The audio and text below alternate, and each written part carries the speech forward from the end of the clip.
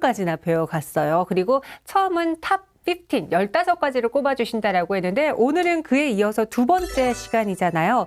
우선 지난주에 했던 이야기 우리 또 잊어버렸을 시청자분들을 위해서 다시 한번 이야기해 드릴까요?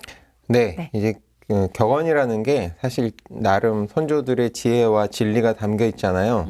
예, 그러다 보니까 사실 서로 연관이 많이 돼 있습니다. 그래서 네. 아마 오늘 배우시는 내용들이 지난 시간에 배웠던 내용들하고 많이 연결이 될 거예요. 그래서 오히려 지난 시간에 배웠던 것을 한번 검토하고 가는 것이 오늘 내용 이해하시는 데도 도움이 될 것 같아서 그런 시간을 좀 가져보려고 합니다. 지난 시간에 배웠던 8가지 격언들을 좀 요약을 해보면요. 네. 첫 번째가 주식을 사기보다는 때를 사라 이런 말씀을 드렸어요. 같은 종목일지라도 언제 사고 언제 파느냐에 따라서 수익과 손실을 볼 수 있기 때문에 네. 타이밍이 상당히 중요하다. 그런 속담이었었고요. 그다음에 두 번째로 설명해 드렸던 속담은 숲을 먼저 보고 나무를 보아라. 이런 속담이었습니다. 숲도 봐야 되고 네. 나무도 봐야 하는데 이제 구체적으로 주식 어떤 투자를 결정하는 의사결정 방식이 탑다운 방식과 바텀업 방식이 있다라고 말씀을 드리면서 탑다운은 이제 전체 세계 경제 상태가 어떤지, 그 다음에 업종의 상태는 어떤지, 그리고 그 업종 내에 어떤 회사, 내가 투자하는 회사들은 어떤지 이런 식으로 좀 큰 거부터 작은 것으로 검토를 해가는 어떤 투자 의사결정 방식이라고 한다면 네. 바텀업 방식은 반대로 업종을 좀 더 중시한다 그랬죠. 그 어떤 종목, 이 회사가 어떤 상승 모멘텀이 있는지, 그리고 나서 그 의사결정이 판단이 되면 그 다음에 업종 전체가 어떤지, 네. 그리고 나라 경제나 세계 경제는 어떤지 이런 식의 접근을 한다고 했는데 둘 다 필요하지만 특히 초보자인 시청자분들이 아마 초보자분들이 많으실 것 같은데 초보자분들의 경우는 오히려 탑다운 방식에 좀 비중을 많이 두시고 바텀업 방식은 약간 보완하는 형태로 활용하시면 좋겠다라고 말씀을 드렸고요. 네. 세 번째는 사는 것보다 파는 것이 중요하다라고 말씀드렸어요.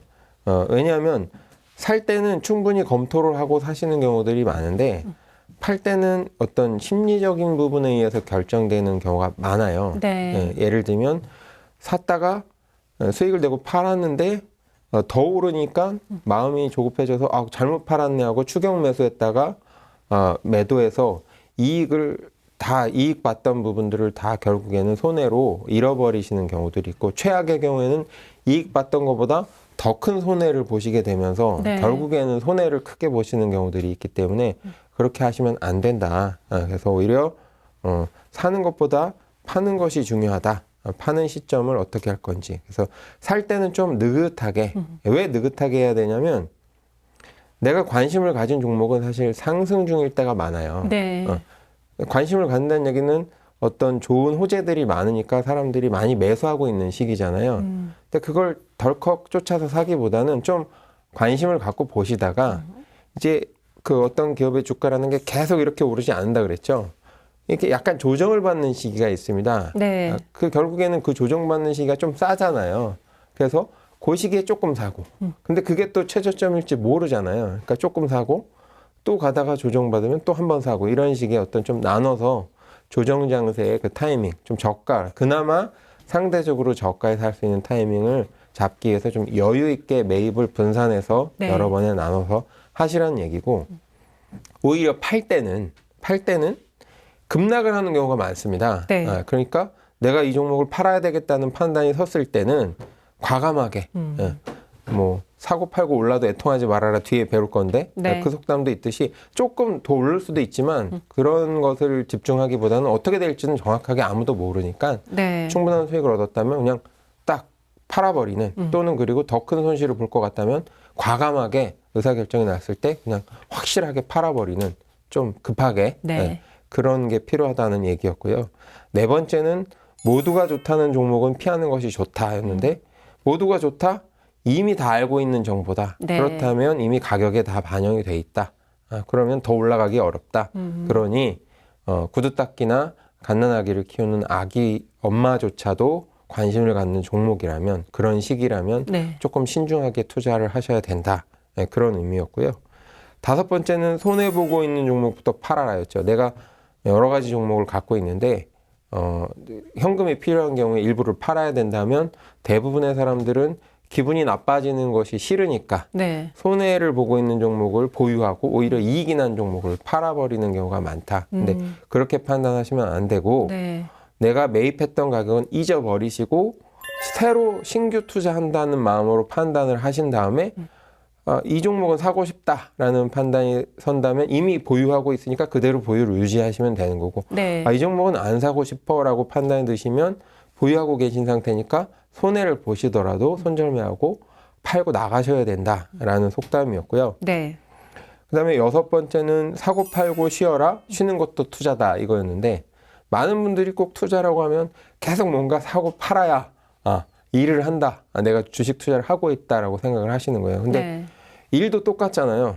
꼭 내가 무언가 행동으로 움직이고 있어야만 일을 하는 게 아니라 머리로 계획하고 구상하고 준비하고 그 다음에 시뮬레이션 해보고 이게 사실 더 고난도의 일이거든요. 네. 사실 더 힘든 직업들은 그런 일들을 두뇌 작업을 하는 그런 직업들이잖아요. 그런 것처럼 주식 투자도 실제로 내가 어떤 HTS 프로그램이나 증권사에 전화를 해서 매수 주문을 내고 매도 주문을 내고 이게 중요한 게 아니라 그거보다 그 매수 주문을 내고 매도 주문을 내기 전까지 어떤 생각들을 하고 어떤 판단들을 하고 의사결정을 하느냐 합리적으로 그게 더 중요한 거거든요. 네. 근데 이제 이 속담의 경우에는 크게 대세 상승장을 겪은 다음에 적용하라고 이제 중요하게 생각하는 속담이라고 말씀드렸었는데 이미 수익이 났어요. 많은 수익이 났다? 그러면 대세 상승이 이미 있었다는 얘기잖아요. 네. 그럼 앞으로 보합장이거나 조정장이거나 하락될 가능성이 높으니 그리고 그동안 에너지를 너무 많이 써서 사람의 집중력도 많이 떨어져 있고 네. 또 한 가지 측면은 상승장을 경험했기 때문에 하락에 대한 감각이 또 둔감해져 있고 위험한 시기라는 거죠. 그래서 네. 오히려 내가 목표가로 했던 것보다 이상이 돼서 충분한 수익을 내고 매도해서 수익을 실현했다면 잠시 주식시장을 떠나 있으라는 거죠.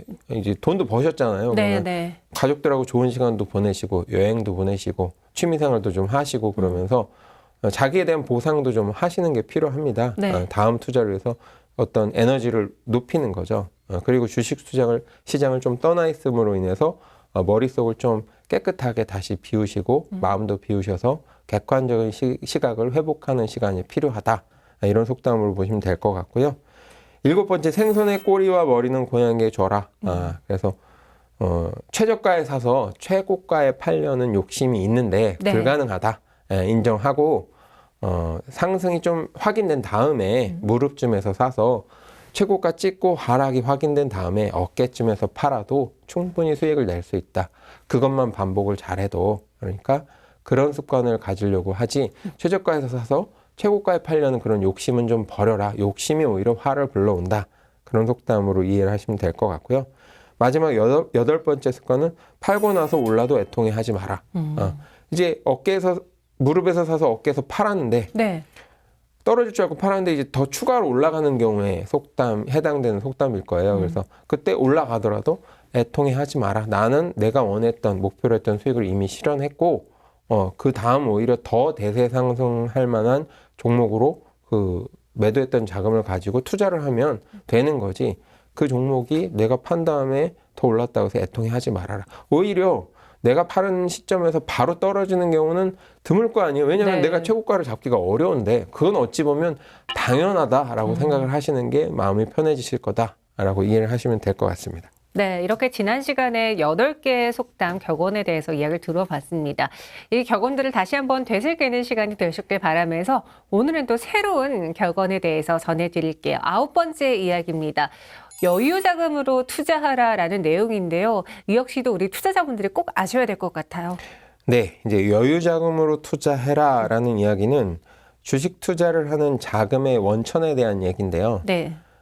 많은 분들이 이제 작년 같은 경우에 특히 그런 현상이 많이 나타났는데 주가가 워낙 많이 오르다 보니까 4월 달에 이제 코로나로 인해서 급락한 이후에 네. 1,400포인트 정도 된 이후에 많은 분들이 수익을 크게 내는 것을 지켜보면서 나만 소외되는 거 아니야? 네, 맞아요. 그다음에 부동산 가격도 너무 많이 올랐잖아요. 그러면서 특히 젊은 세대 중심으로 나만 갑자기 급작스럽게 좀 빈곤한 층으로 전락하는 그런 느낌을 상대적인 박탈감을 많이 느꼈어요. 젊은 네. 세대들이. 그렇다고 해서 부동산은 큰 돈을 넣어야 되는데 돈이 모여있지 않고 대출도 잘 안 되는 상황이었기 때문에 결국에 몰린 곳이 젊은 세대들이 주식 투자였거든요. 그래서 네. 많은 돈을 투자를 했어요.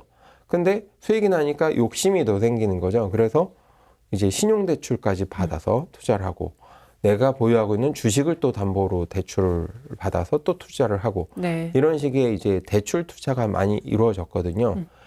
다행히 주식시장이 계속 상승을 했기 때문에 문제가 되진 않았지만 사실은 향후에 만약에 어떤 금리가 인상된다거나 그래서 주가가 좀 조정을 받는다거나 공매도 같은 게 허용이 되면서 주가 하락이 나왔을 때는 큰 문제로 이어질 가능성이 높습니다. 네. 왜냐하면 이제 슬라이드 보시면 알겠지만 만약에 신용대출을 받아서 주식 투자했을 경우에 상승장과 하락장에서 다 단점이 생깁니다. 뭐냐면 만약에 주가가 하락했을 때가 더 큰 문제겠죠. 대출을 받아서 투자를 했는데 주가가 하락을 하게 되면 일단 주가가 하락한다는 얘기는 경기가 안 좋은 상황 그리고 대부분의 경우에 뭐 금리가 인상됨으로 인해서 주식시장에서 돈이 많이 빠지는 케이스거든요. 네. 자, 신용대출을 받았으면 이자를 갚아야 되는데 금리는 높아졌어요. 그러면 당연히 부담이 커지겠죠. 그렇죠. 근데 주가는 하락을 해요. 그러면 주식에서도 손해를 보죠. 그러면 이중으로 부담이 되겠죠. 대출 받은 것에 대한 이자 부담, 네. 그다음에 주가 하락에 대한 자산 손실.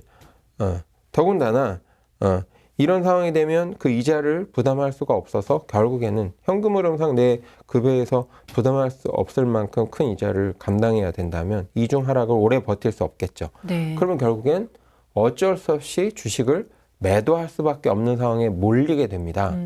또 한 가지는 내가 끝까지 버티겠다라는 만약에 결심을 했다고 해도 네. 주식을 담보로 해서 대출을 받은 케이스 같은 경우에는 주가가 어느 정도 이상 하락이 돼버리면 자동 매도 돼버려요. 맞아요. 이제 그런 경우에는 내 의지랑은 전혀 상관이 없거든요. 그래서 네. 그런 부분들 때문에라도 이제 신용대출을 받아서 주식 투자를 하는 건 좀 위험하다라는 부분이고요. 반대로 네. 주가가 상승했을 때도 단점이 있습니다. 왜죠? 뭐냐면 내가 신용대출을 받았어요. 주가를 상승했어요. 투자를 했는데 여기까지는 좋아요. 네. 근데 내가 만약에 긴급자금이 필요해요. 여유가 없는 상태니까 대출을 받았을 거 아니에요. 그 얘기는 다른 비상예비자금이 없다는 얘기입니다. 네. 그 비상예비자금이 없는 상태에서 긴급자금이 필요해요. 가족이 아프거나 뭐 내가 뭐 큰 어떤 경조사가 있다거나 자동차가 고장나서 급하게 사야 된다거나 그러면 어떻게 해요? 주식을 팔 수밖에 없겠죠. 네. 이 상승장에서 객관적인 판단으로는 좀 더 보유하면서 더 큰 수익을 누릴 수가 있는데 그 기회를 잃게 된다는 거죠. 네. 이제 기회비용 측면에서 보면 사실 이것도 손실로 봐야지 맞습니다. 그런데 반대로 만약에 내가 여유자금 가지고 있는 것을 가지고 주식 투자를 했다라고 하면 네. 하락장에서 첫째 투자를 했어요. 하락을 했다고 하더라도 금리가 상승하던 이자율이 올라가던 뭐 대출을 받은 게 아니기 때문에 그렇죠. 그거에 대한 부담이 높아지지 않아요. 그러니까 만약에 이 종목이 정말 안 좋은 상태로 빠져서 손절매를 해야 되는 상황이 아니고 장기로 봐서는 가능성이 있고 성장성이 높은 종목이라고 한다면 단기적인 하락장에서도 그냥 버티면 되는 거죠. 네. 그래서 좀 더 길게 보고 나는 좀 더 버텨야 되겠다라고 하면 부담이 없이 버티다가 원금이 회복되거나 실제로 계획했던 어떤 목표 수익률을 달성하고 매도를 하거나 더 좋다면 그냥 계속 보유하거나 이런 전략을 충분히 펼칠 수가 있다는 겁니다. 또는 주가가 상승했을 때 당연히 좋겠죠. 내 여유자금을 투자했는데 주가가 상승했어요. 당연히 어떤 판단하겠어요. 앞으로 전망이 크게 나쁜 게 없다. 이미 고점을 찍은 게 아니다. 앞으로 더 성장할 산업이다라고 생각한다면 그냥 계속 보유해서 더 큰 수익, 내가 목표했던 것보다도 더 큰 수익까지도 추구할 수 있는 전략을 계속 유지할 수 있다는 거예요. 왜? 필요한 자금은 내 여유자금에서 그냥 해결하면 되니까요. 네. 예, 이런 여러 가지 측면에서 여유자금으로 투자하라는 것은 상당히 중요한 속담이라고 할 수 있습니다. 그리고 여유자금이라고 할지라도 내가 갖고 있는 현금 100%를 가지고 다 주식을 보유하고 있는 것은 좋지 않습니다. 적어도 내가 투자하는 자금 중에 한 30% 정도는 현금으로 보유를 하고 있다가 네. 이 기회가 또 생기거든요. 주식 투자는 지금 시점에서는 최고의 판단을 했지만 좀 시간이 지나면 상황이 바뀐단 말이에요. 내가 투자했던 종목이 조정 장세에 들어가서 더 싸게 살 수 있는 기회가 있다거나 뭐 이런 기회들이 있는데 현금이 전혀 없으면 기존에 보유하고 있던 주식을 일부를 매도해서 사야 되는데 타이밍을 놓치기도 쉽고 네. 그렇게 되면 또 원래 투자했던 어떤 포트폴리오가 망가지기 때문에 좋지 않고 항상 여유자금 30% 정도는 현금으로 보유하고 계신 것이 좋습니다. 네, 대출금 등 여유 자금이 아닌 돈으로 투자를 하게 되면요, 급변하는 시장 상황, 이 변화에 대응하기 어려울 수 있다고 하니까요, 꼭 기억해 주시고요. 최근에 이제 국내 증시가 많이 상승하고 부동산 가격도 상승하면서 B2라는 단어가 유행처럼 번졌습니다. 빚을 내서 투자한다라는 건데 가계대출, 신용대출도 증가하고 있거든요. 이런 시장 변화에 대응하기 위해서는 빚 내서 투자하는 게 아니라 여유 자금으로 투자하는 거다. 다시 한번 기억해 볼게요. 이번엔 10번째 격언입니다. 매입 가격은 잊어버려라인데 잊으시는 사람이 누가 있을까요? 맨날 이거 수익률 따지고 손실률 따지게 되는데. 근데 네. 사실 뭐 이 속담은 이전에 다른 속담을 설명하면서도 몇 번 언급했던 이런 주제인 것 같습니다. 맞아요. 이제 한 가지 종목으로 좀 예를 들어볼게요. A 종목 슬라이드 보시면 A 종목을 1월에 10,000원에 샀다. 5주를. 근데 6월이 됐는데 5,000원으로 떨어졌다. 그럼 이제 50% 손해 난 거죠. 네. 5주니까 25,000원 손해 받겠네요. 한 주당 5,000원씩요. 5주. 자, 그러면 이제 판단을 해야 돼요. 이 상황에서. 뭐 이런 상황까지 가지 않도록 위험 관리를 했으면 제일 좋겠죠. 당연히. 네. 하지만 이제 지금은 이미 이런 어떤 위험 관리를 제대로 하지 못해서 이 상황이 이미 발생한 상태라고 가정을 하고 논의를 해볼게요. 이런 상황이라면 대부분 많은 분들이 어떤 생각을 하냐면 내가 10,000원에 샀는데 네. 이제 매입했던 가격에 집착을 하세요. 그렇죠. 근데 5,000원이 돼 있어요. 상황은. 현실은 그런 거죠. 그러면 매도를 하게 되면 손해를 보는 거잖아요. 네. 하지만 그 평가 금액은 낮아져 있어도 내가 매도까지 실제로 실현을 하지 않으면 앞으로 더 올라갈 수 있는 거 아니야? 라는 생각을 한다는 거예요. 네. 그러면 실현을 하면 기회가 사라지니까 그냥 보유함으로 인해서 다시 상승할 수 있는 기회를 잃어버리고 싶지 않고 적어도 내가 원금이 될 때까지는 팔지 않을 거야 라는 생각을 하시는 분들이 많다는 겁니다. 네. 근데 그 이유가 매입 가격에 얽매이기 때문인 경우가 많다는 거예요. 근데 이렇게 하시면 안 된다는 거죠. 어떻게 해야 합리적이냐면 내가 매입을 했던 가격 10,000원에 대해서 빨리 기억을 지우셔야 돼요. 그리고 그냥 내가 이 주식을 갖고 있지 않다라고 전제를 하시고 새로 투자를 하는 데 있어서 이 종목, A 종목을 투자할까 말까 아니면 다른 종목하고 비교해 보셔야 돼요. 네. 옆에 다른 우량 종목 B, C, D랑 비교해 봐서 내가 새로 투자한다면 A 안 할 것 같아. B, C, D 중에 뭘 할 것 같아. 라는 판단을 드시면 어떻게 해야 되냐면 실제는 보유를 하고 계시잖아요. 네. 가정은 없다라고 생각했지만 보유하고 계시기 때문에 A 종목을 팔고 손해는 보지만 일부 회수한 현금을 가지고 B, C, D를 투자하시거나 또는 어떤 객관적인 판단이 어려운 마음의 평정을 잃어버리신 상황이라면 잠깐 직접 투자하시는 것을 멈추는 것도 방법이라는 거죠. 네. 그래서 많은 투자자들이 본전을 기준으로 매매를 결정하기 때문에 매도 시점을 놓치게 된다는 거예요. 그것에 대해서 벗어날 수 있는 어떤 방법을 속담으로 표현한 거다. 이렇게 이해를 하시면 좋을 것 같아요. 네. 자기의 본전을 기준으로, 그러니까 원금을 기준으로 매매를 결정하는 것이 아니라 현재 시점에서 또 향후 봤을 때 성장성이 더 좋은지 아니면 안 좋은지 그 점을 보고 또 타이밍을 판단해 보자라고 해주셨습니다. 실제로 많은 일반 투자자분들이 손실을 떠안는 걸 두려워하시는데요. 그러다가 더 큰 손실로 이어질 수 있다는 점도 꼭 기억해 주시면 좋을 것 같고요. 다음은 11번째 격언입니다. 매입은 천천히, 매도는 신속하게 하라인데요. 왜 그럴까요? 매도를 빨리 하는 게 좋은 건가요? 자, 이제 네. 결국에는 주식 투자라는 게 싸게 사서 비싸게 판다. 결국에 매입과 매도의 반복입니다. 네. 매입과 매도의 반복인데 왜 그럼 매입은 천천히 하라고 하고 매도는 신속하게 하라고 하는지 이제 그걸 설명해 드려야 되겠죠. 슬라이드 보시면 알겠지만 항상 그런 것은 아닌데요. 네. 그래도 전반적으로 보면 주가 차트를 봤을 때 이제 이게 코스피 지수의 차트예요. 네. 2003년부터 2021년의 차트인데 크게 보시면 제가 일부러 눈에 좀 확연하게 보이시라고 상승장은 파란색 화살표로 하락장은 빨간색 화살표로 표시를 해놨어요. 네. 근데 여기 딱 확연히 느껴지시는 게 있지 않으세요? 딱 보면 빨간색과 파란색 화살표의 차이점이 뭘까요? 대표적인 차이점이. 길이랑 네. 이 높낮이가 다른 것 같아요. 그렇죠. 네. 아주 잘 보셨어요.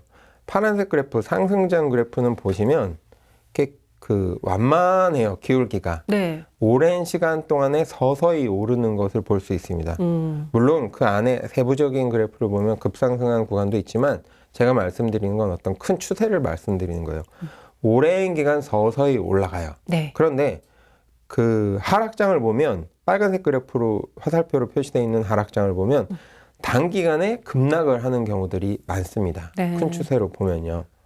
그렇기 때문에 이것만 봐도 사는 것은 좀 천천히 산다고 해도 그 기회를 놓치는 경우가 드물어요. 그리고 오히려 이 완만하게 상승을 하고 있는 그런 상승장에서 여유 있게 매입을 하면 좋은 게 네. 아까도 말씀드렸지만 이제 중간에 조정 장세가 있잖아요. 계속 직선으로 상승하는 게 아니라 다지면서 올라가기 때문에 이게 중간중간 골이 있어요. 네. 좀 상대적으로 그 비교했을 때 저가로 매입할 수 있는 기회들이 있다는 거죠. 그래서 이 종목 자체는 매력이 있지만 그래도 그나마 조금이라도 더 싸게 사면 수익률을 올릴 수 있는 기회를 얻을 수 있는 거잖아요. 네. 그러니까 여유 있게 좀 그런 어떤 조정 장세가 나타날 때까지 기다리고 주의 깊게 보고 있다가 조정 장세가 나타나면 좀 사고 또 조정 장세가 나타나면 좀 사고 뭐 항상 여유 자금이 풍부한 건 아니니까요. 그런 식의 접근을 하시면 수익률을 좀 높일 수 있다는 거고요. 반대로 매도할 때는 네. 여러 가지 판단을 해보니까 이제 충분히 가치 대비 가격이 많이 올라왔고 실제로 시장에서도 최고점을 찍고 하락장이 나타났고 네. 이게 눈으로 가시화가 되면 이제 판단을 할 수 있잖아요. 물론 더 올라갈 수도 있지만 그거보다는 내가 원했던 수익률을 달성했고 이제는 수익을 지키는 게 중요하다라고 하면 네. 과감하게 매도를 하셔야 된다는 거예요. 근데 이제 사람의 마음이 이미 큰 수익을 얻은 경험이 있잖아요. 네. 그러면 조정 장세가 나온다 할지라도 이거 일시적일 뿐이야. 다시 대세 상승으로 돌아설 가능성이 높아.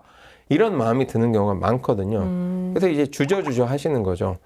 이거 조정받고 다시 올라갈 건 거 아닌가? 이런 마음이 드는 거예요. 첫 네. 판단을 잊어버리시고 이제 차트에 또 얽매이는 거죠. 눈에 보이기 때문에. 사람이 합리적인 생각보다는 눈에 보이는 가시적인 게 더 감정적인 영향을 크게 이끌거든요. 그러다 보면 어영부영 하다가 이제 대세 하락까지 와버리는 단계에 도달하는 경우가 많은 거예요. 네. 더군다나 그래프 보시면 알겠지만 짧은 시간에 그게 일어나 버리잖아요. 그렇네요. 그렇게 되면 이미 얻었던 수익도 다 잃어버리시거나 하면서 이제 진퇴양난에 빠지시는 경우들이 많다는 겁니다. 그래서 그렇게 하지 마시고 매입은 좀 느긋하게 하시고 매도는 여러 가지 판단을 해서 지금이 매도 타이밍이라고 생각했다면 과감하게 그냥 실현하셔라. 그렇게 하시는 게 좋다. 혹시 매도하고 나서 추가 상승이 있더라도 애통해하지 말아라. 저희가 배웠잖아요. 네. 그러니까 과감하게 그냥 하시는 것이 좋다. 이런 속담으로 이해를 하시면 될 것 같아요. 네. 계속해서 이야기를 들어보니까 이 주식 속담, 주식 경은 서로 맞물리는 것 같습니다. 저희가 코스피 차트를 통해서 예시를 들어봤는데요. 상승장에서는 완만하게 오랜 기간 동안 상승을 하기 때문에 조급해하지 말고 천천히 매수 타이밍을 노려보시기 바라겠고요. 하락장에서는 급격한 매도, 투시 마카로 인한 매도가 지속될 수 있습니다. 따라서 매도를 결정했을 때에는 손실에 대한 두려움보다는 빠른 판단으로 더 빠르게 팔아보자, 매도해보자라고 이야기해 주셨습니다. 이제 다음은 12번째 격언인데요. 나누어서 사고 나누어서 팔아랍니다. 어디서 많이 들어보신 것 같죠? 저희가 항상 분산 투자라는 이야기도 하면서 시간도 분산하고 그리고 투자하는 것도 분산, 나눠서 하자라고 했는데 이번 격언이 그 내용인 것 같아요. 네. 아주 짐작을 잘 하셨어요. 이 격언은 네. 시간 분산 투자에 대한 내용인데요. 다만 저희가 전번에 시간 분산 투자 얘기를 할 때는 매수할 때 좀 시간을 나눠서 매달 먼슬리 투자라든지 이런 방식을 얘기했었는데 네. 이 속담에서는 매수할 때뿐 아니고 네. 매도할 때도 좀 나눠서 팔아라 라는 이야기를 하고 있습니다. 왜냐하면 투자를 하는 입장에서 보면 이 시세에 대해서 100% 확신할 수 있는 상황은 없다라고 보셔야 돼요. 지금이 저점인 것 같아 보이지만 네, 지난 다음에 보니까 이게 저점으로 확인이 되는 거지. 맞아요. 지나기 전에 이게 더 하락할지 더 상승할지 알 수가 없습니다. 대부분의 경우에는 큰 하락을 겪고 나서는 정신적으로 앞으로 더 폭락할 거야 이런 공포감이 더 큽니다. 그러니까 저점으로 생각하고 매수하기가 쉽지 않아요. 네, 반대로 고점을 찍고 나면 과거에 최근에 이제 급상승한 장세를 경험했잖아요.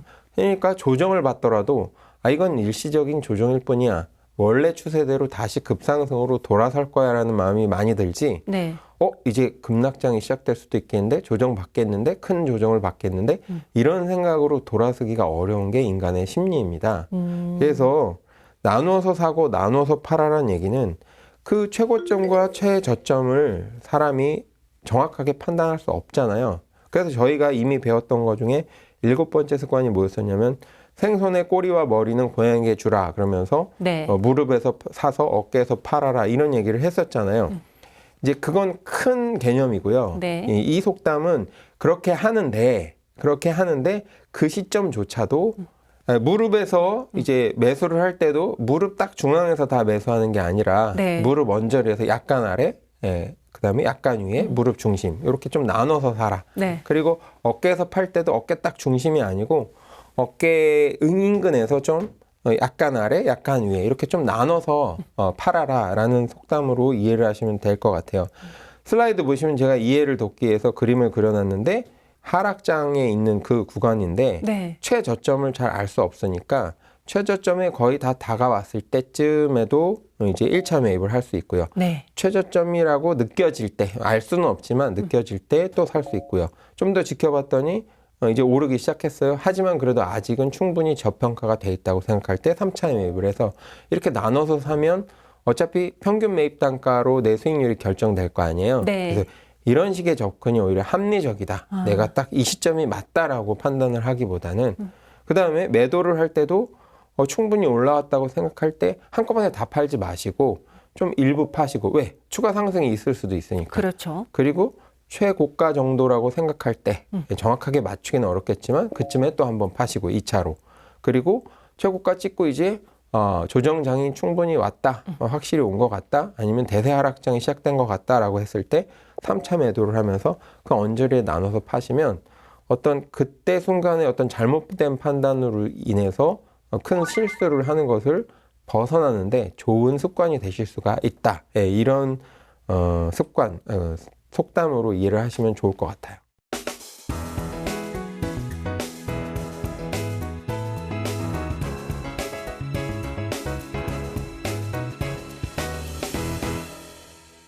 이번에는 13번째 격언입니다. 소문에 사고 뉴스에 팔아라. 주식 초보자분들도 많이 들어봤을 법한 격언인데요. 이에 대해서도 설명 드려볼까요? 예, 이 주식 가격은 선행지수라고 제가 거듭 말씀드렸잖아요. 네. 그러니까 어떤 확실한 것이 보여질 때 주가가 올라가는 것이 아니라 앞으로 좋아질 것 같을 때 사람들이 이미 움직인다는 거예요. 주식을 매입하기 시작한다는 거죠. 그래서 이미 뉴스가 나왔다. 정확하게 이 회사의 4분기 실적이 이만큼 높게 나왔습니다. 전년 대비. 네. 이래 버리면 이미 주가는 올라가 있는 상태라는 겁니다. 그때 주식을 사면 원하는 수익률을 올리시기가 어려워요. 네. 근데 소문 이렇다더라, 이렇게 할 거라더라, 네. 투자를 할 거라더라, 어떤 신규 4차 산업에 이제 관련된 회사, 전 세계적인 회사를 M&A 했다더라, 인수합병 했다더라, 이런 소문에 물론 정확하지 않죠. 하지만 그래도 어느 정도 여러 가지 채널을 통해서 이해관계가 맞고 네. 타당하다고 느껴질 때 그때 이제 사서 저가에 아직 올라가지 않았을 때 사서 충분히 이제 나중에 현실화가 되면 주가에 반영되겠죠. 그때 팔아서 이익을 내야 되는 것이 주식 투자입니다. 네. 그러다 보니까 소문에 사서 뉴스에 팔아야만 수익을 낼 수 있지 뉴스에 사면 오히려 이미 고가이기 때문에 오히려 소문에 샀던 사람들이 그때 팔아버립니다. 네. 이익 실현을 위해서. 그러면 나는 고점에서 샀는데 사람들이 팔기 시작하면 오히려 하락을 경험하게 되겠죠. 손실을 보게 되는 거예요. 그래서 소문에 사고 뉴스에 팔아라. 이 얘기는 이미 충분히 실적이 주가에 반영되기 전에 잡아라라는 속담으로 이해를 하시면 될 것 같아요. 네, 저희가 지난번에 들었던 격언이었죠. 네 번째 격언이었나요? 모두가 좋다고 하는 주식은 사지 마라. 이 이야기하고도 일맥상통하는 것 같아요. 그렇죠. 네. 모두가 좋다는 종목은 뉴스화 됐다는 거잖아요. 네. 뉴스화 돼서 사람들이 저녁 뉴스를 보면서 이 기업은 참 수익이 많이 나고 있구나. 이 회사 전망이 좋구나 하는 걸 알 때쯤이면 이미 주가는 충분히 올라가 있는 상태라는 거예요. 그러니까 그런 뉴스화 되기 전에 조금 불안정한 상황에서 주식을 사야만 이득을 낼 수 있다라고 보여지죠. 그때 제가 아주 단적으로 구두닦이나 갓난아기 엄마처럼 주식시장에서 좀 배제되어 있는 분들, 정보를 얻기 어려운 분들조차도 관심을 갖거나 주식을 사기 시작하면 오히려 매도 타이밍이다라고 말씀을 드렸잖아요. 네. 그렇게 연결 지으시면 속담이 이해가 더 잘 되실 것 같습니다. 주식은 선행지수라는 그 특성에서 나온 격언인 것 같습니다. 저희가 작년에 코로나19로 많이 힘들었을 때 코스피 코스닥 지수가 급락을 했다가 추후에 좋아질 거야, 정상화될 거야 라는 전망 때문에 빠르게 회복했던 모습 기억하시죠? 그와 같은 일맥상통한 내용이니까요. 이번 격언도 꼭 기억해 주시기 바라겠고요. 이번에는 소문에 사고 뉴스에 팔아라. 다음으로 바닥권의 악재에서 사고 천정권의 호재에서 팔자라는 이야기입니다. 그러니까 사고 파는데도 우리가 호재냐 악재냐 이 뉴스를 잘 봐야겠어요. 그렇죠. 이 속담도 사실 앞에서 배웠던 것들이랑 사실 많이 연관이 되는데요. 네. 아무래도 싸게 사서 비싸게 팔아라. 그게 제가 계속 강조하는 투자의 철학이잖아요. 이건 사실 주식 투자만이 아니라 네. 부동산이든 그렇죠. 금이든 모든 분야에 적용되는 원리입니다. 많은 분들이 투자를 하다 보면 복잡해지셔서 이 원리를 잃어버리시는 경우가 많은데 네. 사실은 이게 제일 중요해요. 아무리 좋은 물건이라도 비싸게 사면 수익을 크게 내기는 어려운 맞아요. 거죠. 그래서 좋은 물건만 사는 게 중요한 게 아니라 좋은 물건을 그래도 가치보다는 좀 싸게 그리고 가치에 충분히 반영된 가격으로 팔거나 가치보다 약간 거품이 꼈을 때 팔아서 이익을 내자라는 게 가장 중요한 부분인데 당연히 바닥권에서 사서 천장권에서 팔아야 이익을 내겠죠. 네. 주가는 이제 어느 정도 오르고 나면 힘이 떨어집니다. 왜냐하면 누구나 합리적인 판단을 할 때 가치만큼 충분히 가격이 이미 올랐네 라고 생각하면 또는 가치보다 더 가격이 올랐네 라고 하면 당연히 팔아서 이익을 실현하는 게 합리적이겠죠. 네. 그러니 가격이 떨어질 가능성이 높은 거고요. 그리고 이 가치보다 충분히 가격이 떨어져 버리면 이 가치는 이만큼인데 가격이 싸다. 저희가 어떤 마트에 가서 물건 하나를 사도요 마찬가지잖아요. 비슷한 용량의 비슷한 품질이라면 가격이 싼 걸 사잖아요. 네. 그런 것처럼 주식도 마찬가지예요. 왜 근데 마트에서 물건을 살 땐 그렇게 꼼꼼하게 지켜보시는데 주식을 살 때는 왜 덥석덥석 사시는지 제가 좀 안타까운 부분이기도 합니다. 네. 더 비싸고 더 중요한 부분인데요. 그리고 정보를 얻기도 어떻게 보면 쉽고요. 그래서 그런 마음가짐. 마트에서 내가 어떤 간장을 하나 사거나 라면을 하나 사거나 어떤 제품을 살 때 같은 품질이면 낮은 가격, 같은 가격이면 높은 품질. 네. 이런 마음가짐으로 주식 종목을 선택하면 가장 좋을 것 같습니다. 그래서 그 생각을 좀 하시고요. 자, 그러면 그런 이유들 때문에 천장권에서는 이제 주가가 이미 폭등해서 올라가 있는 상황이잖아요. 네. 그러니까 이제 팔아야 되겠죠, 당연히. 그리고 바닥권에서는 이 가치보다 가격이 많이 떨어져 있으니까 사놓으면 나중에 큰 수익을 낼 수 있는 가능성이 높아질 거다라고 생각하시면 될 것 같아요. 네, 그래서 악재라는 것이 있을 때 주식이 많이 이 악재를 반영해서 떨어졌을 때 매수 타이밍을 노려보고 이제 호재가 반영돼서 뉴스가 나왔을 때 그때 고점에서 매도를 해보자라고 이야기를 했습니다. 마치 저희가 지난번에 이야기했던 무릎에서 사서 어깨에서 팔아라. 그러니까 생선의 꼬리와 머리는 고양이에게 주자라는 격언과도 또 일맥상통하네요. 그렇죠. 네. 그거랑도 연관이 되고요. 또는 이제 첫 번째로 제가 말씀드렸던 주식을 사기보다는 때를 사라. 이거랑도 연관이 되겠죠. 그렇네요. 네, 진리는 좀 다 통하는 것 같아요. 네, 이렇게 모든 진리는 여러 가지 측면에서 한 방향을 향해 보는 것 같습니다. 이번에는 주식 투자 관련 격언 탑15 15가지에서 대미를 장식할 15번째 격언인데요. 정말 많이 들어보셨죠? 달걀은 한 바구니에 담지 마라. 이 역시는 또 분산 투자 내용이네요. 네. 네. 이 격언은 아마도 아시는 분이 상당히 많을 겁니다. 근데 굳이 잘 알고 계신 격언을 제가 설명해 드리려는 이유는 네. 중요하기도 하고요.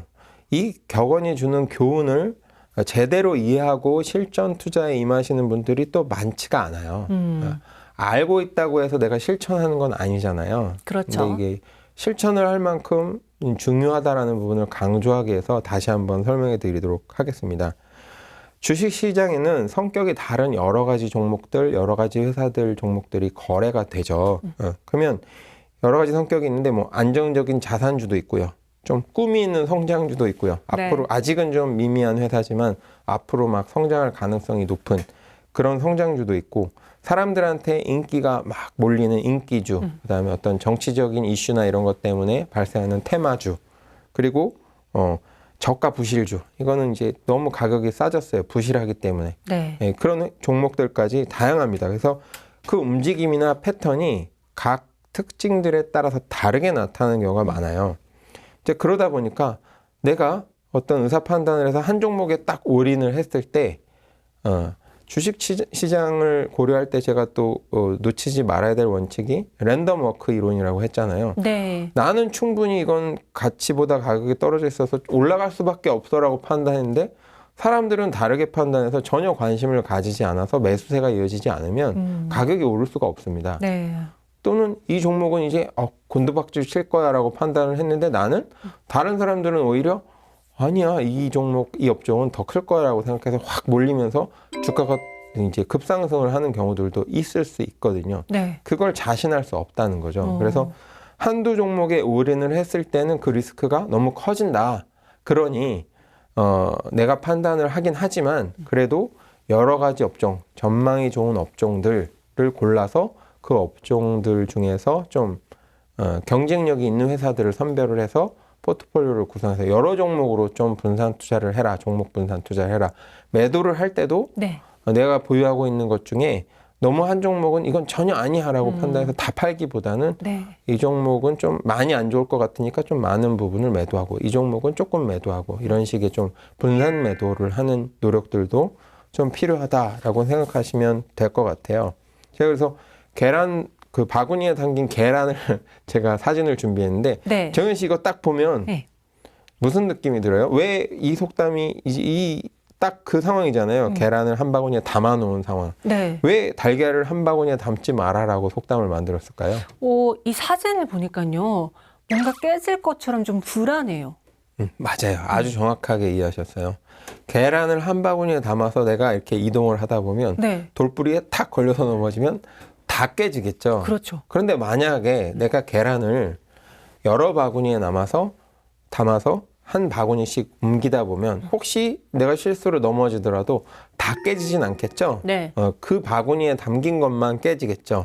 그러면 그날 저녁이나 다음 날 굶지 않아도 될 거 아니에요. 네. 리스크를 분산한다는 개념으로 이 속담을 썼다라고 보면 돼요. 그리고 또 한 가지 굳이 뭐 사과를 담은 한 바구니에 담지 마라 이래도 되고 귤을 한 바구니에 담지 마라 그래도 되는데 네. 왜 달걀을 했을까요? 달걀을 깨지기 쉬워서 그런 거 아니에요? 그렇죠. 달걀은 아주 민감하잖아요. 네. 껍질이 단단한 것 같지만 막상 충격을 받았을 때 어떤 방식의 충격을 받느냐에 따라 좀 달라지긴 하겠지만 일반적인 충격에도 쉽게 깨질 수 있게 돼 있죠. 네.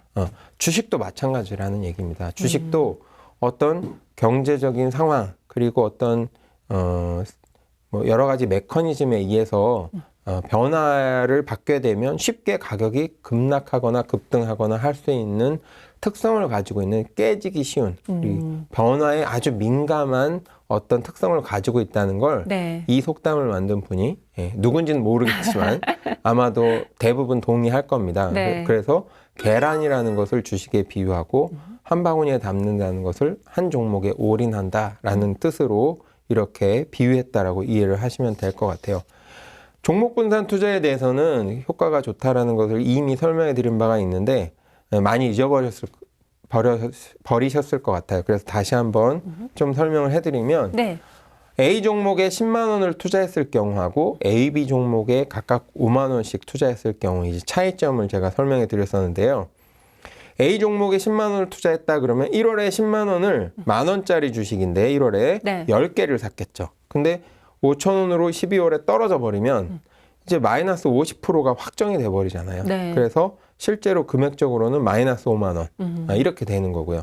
근데 A 종목만 산 게 아니고 A 종목에는 5만 원만 사고 내가 투자할 수 있는 자금 10만 원 중에 네. B 종목을 5만 원을 샀다라고 했을 때 A 종목은 똑같이 주가가 하락했지만 B 종목은 반대로 5천 원이던 주가가 만 원으로 상승을 하게 됐을 때 10주를 가지고 있으니까 5천 원짜리 이제 10주를 샀겠죠. 5만 원 가지고 처음에. 네. 근데 이제 마지막에 되면 만 원짜리 10주가 돼 있겠죠. 그러면 전체 수익률이 2만 5천 원 이익이 나게 돼 있습니다. A 종목 손해 본 것까지 합쳐서. 네. 그러면 실제로 25% 수익이 난 거죠. 그러니까 내가 만약에 A 종목에만 올인했다면 손해가 났을 때 어떤 대안이 없고 그냥 손해를 그대로 고스란히 내가 떠안아야 되지만 A 종목만 고집하지 않고 B 종목으로 분산 투자를 했을 경우에는 네. 한 종목이 떨어지더라도 다른 종목이 상승하게 되면 서로 플러스 마이너스에서 일정 부분 수익을 얻거나 또는 안 좋은 상황이라고 할지라도 손실을 줄일 수는 있다는 거죠. 네. 그래서 이런 방법을 하게 되면 위험을 줄일 수 있다. 그럼 왜 이런 방법을 쓰느냐? 랜덤워크 이론으로 다시 돌아갑니다. 네. 올라갈지 떨어질지 정확하게 알 수는 없기 때문에 그 리스크를 줄이기 위해서 이 방법을 쓴다라고 생각하시면 돼요. 그리고 이때 주의하실 점은 무조건 종목을 나눈다고 해서 의미가 있진 않아요. 네. 예를 들면 반도체 업종이 좋을 것 같아요. 그래서 A 반도체, B 반도체, C 반도체 이렇게 분산 투자를 하는 건 큰 의미가 없습니다. 왜냐하면 반도체 시장이 안 좋아지면 네. 다 같이. A, B, C 다 안 좋아질 테니까 그건 분산 투자의 효과가 없어요. 여기서 보시는 것처럼 A, B 종목이 좋은 분산 투자의 예인 이유는 한 종목이 떨어질 때 다른 종목이 올라가잖아요. 네. 이게 좋은 분산 투자입니다. 서로 어떤 내수 시장이 좋을 때 수출 시장이 안 좋으면 내수 시장으로 버티잖아요, 기업들이. 그러면 수출 업종인 업종하고 내수 업종인 업종 이렇게 같이 서로 방향이 다른 것을 분산 투자의 의미가 있죠. 네. 또는 국가별 분산도 의미가 있습니다. 한국에만 다 투자하는 게 아니라 미국 기업, 한국 기업, 유럽 기업 중에 좀 좋은 것들로 포트폴리오를 짠다든지 이런 식의 접근이 중요하다고 보여집니다. 또 업종별로도 뭐 요즘 같으면 반도체 업종이 좋을 것 같다. 전기차 업종이 좋을 것 같다. 그리고 2차 전지, 뭐 이런 업종들이 좋을 것 같다. 또는 이제 욕심을 좀 부리시는 분들은 그런 대기업들이 안정적이긴 하지만 주가 차익, 수익률은 크게 높지 않거든요. 네. 무거울수록. 그러니까 그 회사들하고 연관된 협력 업체들, 2차 전지의 협력 업체들, 반도체의 협력 업체들, 그다음에 전기차의 협력 업체들을 찾아서 네. 그 중에서 전망이 좋은 어떤 코스닥 기업들을 투자하는 전략들 이런 것들을 하시는 게 좋습니다. 중요한 건 하여튼 내가 어느 업종이 유망할 거라고 해서 그 업종 주식만 올인한다. 내 투자 자금 전체를 특히 큰 자금을 그건 너무 위험하다. 뭐 대박이 날 수도 있어요. 그렇지만 아까도 말씀드렸지만 대박 날 줄 알고 계란을 한 방울에 담고 가다가 네. 자칫 실수하시면 다 깨질 수 있다. 그 위험을 피하는 것은 상당히 중요하다. 왜냐하면 플랜 B가 있어야죠. 그렇죠. 내 확신이 정확하지 않기 때문에 플랜 B를 항상 가져가셔야 된다라고 생각하시면 될 것 같아요. 예, 네. 그래서 항상 방향성이 다른 종목으로 나눠서 가야 된다. 이게 중요합니다.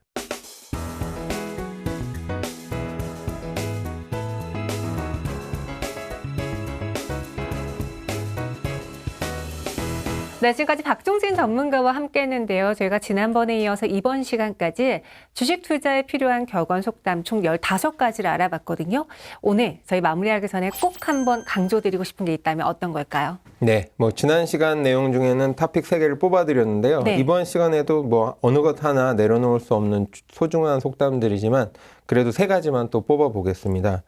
한 가지는 여유 자금으로 투자하라입니다. 네. 왜냐하면 여유 자금으로 투자하지 않고 대출을 받은 돈으로 투자를 하게 되면 하락장에서 쫓겨서 매도를 할 수밖에 없고 그렇게 되면 손실이 확정되는 그런 문제가 발생할 수 있고 네.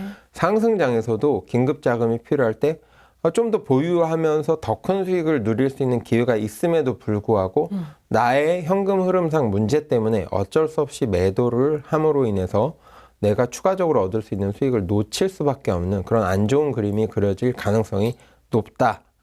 라고 해서 말씀을 드렸고요. 네. 여유자금이면 반대로 하락장에 그냥 버티면 되고 상승장에서는 더 보유하시면서 추가적인 수익을 내면 그게 더 좋다라는 의미였고요. 그 다음에 또 좀 특이한 게 익숙하지 않았던 것 중에 중요한 것이 매입은 천천히 매도는 신속하게 하라 말씀드렸었어요. 아마 이거는 네. 모르시는 분들이 많았을 겁니다.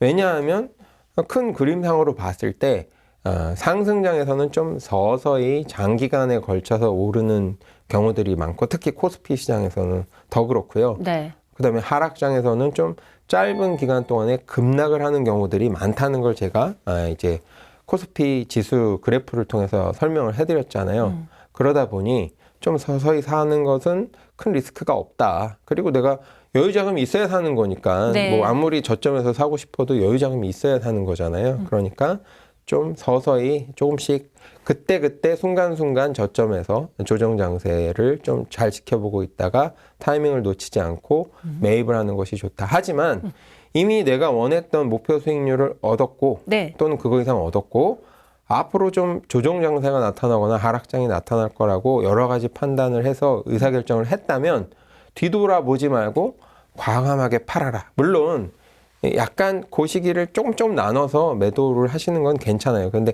너무 오래 끌진 마시라는 거예요. 네. 너무 오래 끌다 보면 이미 바닥까지 가 있는 상황일 수가 있다. 머뭇하다 보면. 그래서 의사 판단이 들었다면 과감하게 매도를 해라. 내가 팔고 나서 올라가도 애통해하지 말아라까지 연결이 되겠죠. 네.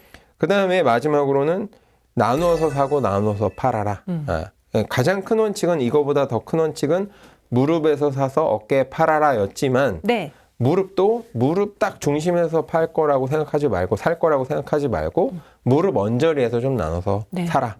어깨 딱 중심에서 팔 수 있을 거라고 생각하지 말고 어깨도 좀 근처, 어깨 근저리에서 언저리에서 좀 나눠서 팔아라. 그러면 리스크를 줄일 수 있고 잘못된 판단을 좀 피하기가 쉽다라고 말씀드리고 싶습니다. 네, 요즘 주식시장에 많은 분들의 관심 속에 개인 투자자들의 이 예탁금도 늘어나고 있는데요. 항상 주식을 시작할 때 내가 세운 원칙에 맞춰서 그 가이드라인을 잡고 투자하시는 게 가장 좋은 방법인 것 같습니다. 그리고 그 가이드라인을 잡기 위해서 저희가 15가지의 격언 속담 전해드렸으니까요. 다시 한번 되새겨 보시길 바랄게요.